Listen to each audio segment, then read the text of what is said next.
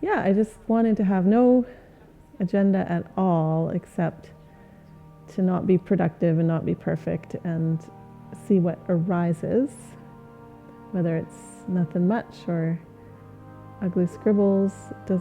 I wanted to not care. Well, my name is Janelle Hardy, and I am the creator and teacher of a transformational memoir writing course called The Art of Personal Mythmaking. I'm also writing a book about the process, which might come out in 2022 or so. We'll see. So the work that I do is equal parts memoir writing and transformation and healing. So that's one of my focuses, is providing support for healing and growth and reducing the charge that comes from circling back around to a time in your life that was tough. And I do that with body-based work. So somatic techniques related to calming and settling the nervous system, unlearning being stuck in the head, and relearning connection to body, because we are all born fully in our bodies, and all you have to do is look at little children to know this. Healing and transformation, memoir writing, the way that I approach getting rooted and grounded and really knowing yourself has to do with unlearning these myths that we arrive in our cultures being taught. So there's the myth of patriarchy, of male being more important than any other gender that we just grow up with. There's the myth of whiteness and white supremacy being the most important or the default way of being.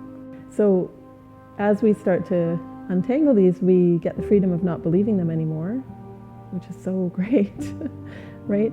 And one of the ways that we can untangle is actually to work with really powerful cultural stories, like fairy tales, like folklore, like family oral history.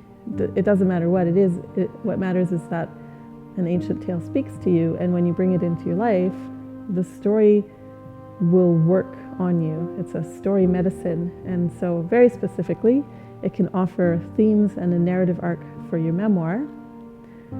But then on a deeper level, as you develop a relationship with a fairy tale or a myth that speaks to you, that story starts to spark a healing process. It's story medicine, right? So there's personal story, there's body, there's working with fairy tales. And all of this is a healing process.